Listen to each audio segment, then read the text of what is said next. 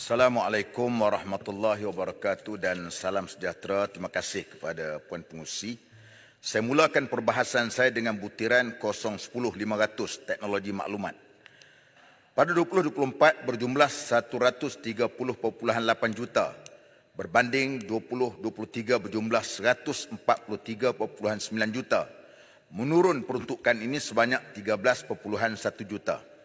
Selari dengan revolusi perindustrian 4.0, IR 4.0 dan Society 5.0 dan pelbagai cabaran di era kini, murid-murid, guru-guru dan warga institusi pendidikan perlu dilengkapkan dengan infrastruktur dan infrastruktur di semua premis KPM.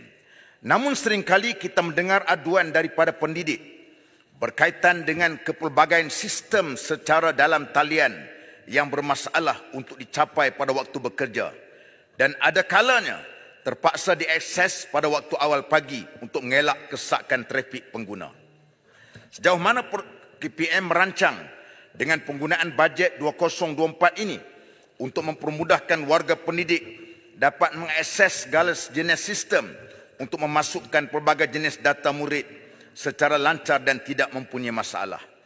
Butiran 0410-100 bahan pengajaran dan pembelajaran peruntukan sebanyak 34.5 juta berbanding dengan 2023 sebanyak 33.5 juta.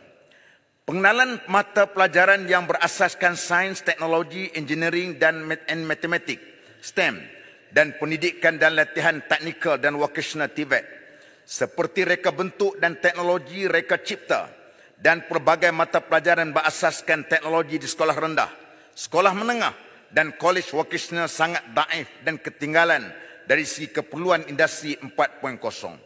Kesemua institusi ini perlu dibekalkan dengan peranti dan perisian yang bersesuaian dengan keperluan mata pelajaran terbabit seperti teknologi robotik, teknologi kereta elektrik, kereta Formula 1, dan pengaturan caraan dan pemprograman yang terkini. Jangan hanya sekolah khusus seperti sekolah berasrama penuh dan MRSM saja yang mampu menyertai pertandingan berasaskan teknologi sehingga jurang berlaku di antara murid yang pelbagai. Sehingga kini para pendidik terpaksa mengeluarkan belanja sendiri untuk menyediakan semua alat bantu mengajar yang lengkap disebabkan geran per kapita mengikut jumlah murid sangat rendah.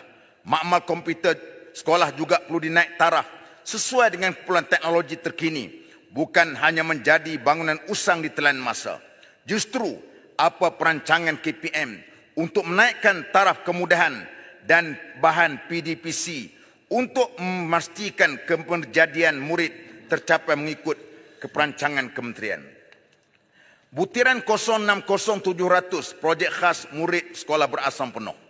2023 peruntukan sebanyak 3.4 juta dan 2024 peruntukan 3.450 juta juga peruntukan tidak bertambah. Tujuan penubuhan sekolah berasrama penuh ialah untuk membangun anak-anak luar bandar dan pendalaman terutamanya pengambilan pelajar juga tidak disamakan dengan merit pencapaian pelajar bandar. Inilah sebenarnya hasrat murni pimpinan yang terdahulu seperti almarhum Tun Razak. Projek khas ini bertujuan untuk meringankan kos yang ditanggung oleh keluarga murid miskin yang bersekolah di asam penuh, termasuk untuk menampung yuran persekolahan, yuran peperiksaan, yuran asrama dan penyediaan kepelbagaian asas sepanjang sekolah di sekolah asam penuh.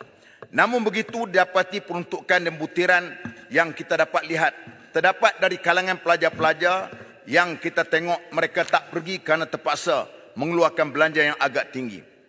Begitu juga, namun begitu kita dapat melihat, saya ingin bertanya, ada sekolah SMKA di Krian. Setiap 2 minggu sekali pelajar-pelajar diarahkan untuk balik. Ini persoalan dia. Kesian kepada mak ayah yang jauh ataupun yang tidak mempunyai kenderaan dan berada di golongan B40. Begitu juga dengan permohonan permintaan sekolah berasam sekolah agama, aliran agama yang begitu tinggi. Kadang-kadang permohonan minta sampai mencecah sampai 2,000 tetapi hanyalah dihadkan untuk 200 orang saja. Permohonan saya ialah supaya perkara ini perlu dilihat oleh pihak kementerian. akhir sekali butiran B050200 latihan dalam perkhidmatan. Latihan dalam perkhidmatan LDP berfungsi untuk membangun dan melaksanakan program pembangunan profesional secara berterusan bagi meningkat profesionalisme pegawai perkhidmatan pendidikan. Peningkatan peruntukan bagi butiran ini sebanyak 7.3%, iaitu sebanyak 953,000 berbanding dengan tahun 2023. Perkara yang saya membangkitkan adalah berkenaan dengan tenaga-tenaga pakar di sekolah-sekolah kita. Kita mempunyai ramai tenaga pakar yang pelbagai kekhususan dalam bidang pendidikan masing-masing. Namun begitu, tenaga pakar ini tidak dimanfaatkan sepenuhnya. Ada sekolah yang terlalu ramai guru pakar di dalamnya sehingga diberikan gelaran sebagai sekolah elit. Namun ada sekolah yang tidak mempunyai pakar. Saya melihat perkara ini sangat penting kerana KPM telah berbelanja untuk melahirkan pakar-pakar tersebut, namun pembahagiannya tidak dilihat tidak sekata.